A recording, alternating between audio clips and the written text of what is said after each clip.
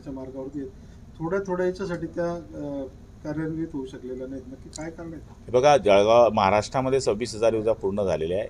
8,000च्या आसपास योजना ह्या 75 ते 99च्या दरम्यान आहे. 8,000च्या आसपास योजना ह्या 75 ते 50 ते 75च्या दरम्यान आहे. याच्याकरता जो निधी यायचा होता तो निधी न आल्यामुळे काही प्रमाणामध्ये आमची कामं थांबलेली आहे.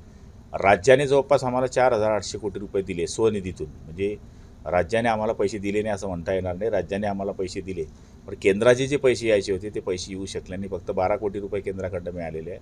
त्यामुळे जर आम्हाला याच काळामध्ये जो पिरियड काम करण्याचा होता 3-4 महिने, त्या पिरियडमध्ये जर आम्हाला पैसे मिळाले असते तर कमीत कमी 16,000 योजना आमच्या पूर्ण होऊ शकल्या असत्या. टीका मात्र आपल्यावरती होते. पाणी पुरवठा मंत्री आहेत आणि तरी पूर्ण होऊ शकले नाही. विरोधकांना एक संधी मिळते त्यांना. हे बघा, ही स्थिती आपल्या राज्यापुरती नाही आहे. केंद्रामध्ये पूर्ण राज्यांमध्ये ही स्थिती आहे. पूर्ण राज्यांमध्ये पैसे अजून केंद्राकडनं प्राप्त झालेले नाही आहे.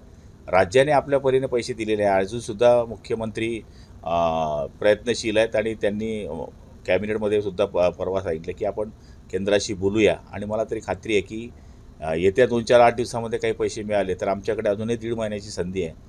त्याच्यामध्ये आम्ही काही योजना पूर्ण करू शकतो. किती अपेक्षित लागतात आपल्याला केंद्रात? तसे तर बरेच पैसे लागणार आहेत, पण सध्या या योजनांकरता 5-6 हजार कोटी जरी मिळाले तरी आम्ही पुढची कामं करू शकतो. निधी नसल्यामुळे अनेक योजनांची ही कामं ही रखडलीत सध्या.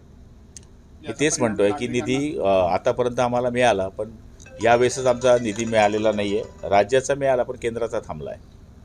पाणी कपातीचं काही नियोजन आहे राज्यभरामध्ये? सध्या पाण्याचा दुर्भिक्ष आहे, पुढे पाऊस कमी आणि आम्ही तर पूर्वीच सांगितलं की पाणी जपून वापरा. जिथे ज्या गावात तुम्ही 1 दिवसात पाणी देताय ग्रामपंचायतवाले, त्यांनी 2 दिवसात द्या. जिथे 2 दिवसात देतात ते 3 दिवसात द्या. कारण की अल निनोचा जो या ठिकाणी येणारा धोका आहे तो लक्षात जर ठेवला तर पाणी आपणच आपल्या काटकसरीने वाचवण्याची गरज आहे. धरणांवरची जी अनधिकृत मोटर्स बसवले असतील ते बाहेर काढा. जिथे गरज नसेल सिंचनाकरता पाणी देण्याची तिथे कृपया करून पाणी देऊ नका. अशा बऱ्याच सूचना आम्ही देतो.